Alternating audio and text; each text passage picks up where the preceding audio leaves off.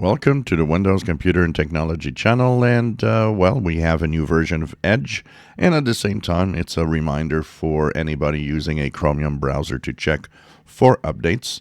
So the Microsoft Edge browser has now been moved. If you go to the upper right corner, 3 horizontal dots, go to the Help and Feedback, and about Microsoft Edge, you will be at version 134.0.31.24.51. So this is the latest version of Edge. Does it have new features? It has a few internal new features, including the improvement of the scareware blocker, which was kind of started in the last version. Basically, this is to prevent any type of scareware page that will try to lure you into thinking something's wrong to be detected, and the browser will tell you that this is probably something that is not right, and a few little tweaks in UI and Bing and stuff like that, but nothing major really in this new version. But what is important is the security updates, because it does apply to security updates of Chromium this week.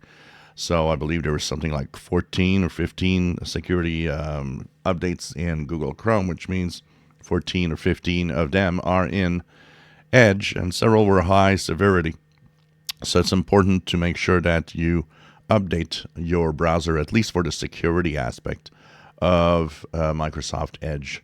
And of course, this is your first line of defense. I always say it. It's very important to understand that your browser basically and the security fixes are what really protects you, not your antivirus, as a lot of people have a tendency to think that the antivirus is your protection. It's not. The updates, security updates, are really what is important. Even if you don't use Edge, I suggest that you go check and make sure you have the latest version, because you never know when sneaky Microsoft opens links in the browser rather than your favorite browser. And of course, a friendly reminder at the same time, you're using Brave, Opera, Vivaldi, whatever Chromium-based browser, make sure that you have the latest updates also to stay safe. If you enjoy my videos, please subscribe, give us thumbs up. Thank you for watching.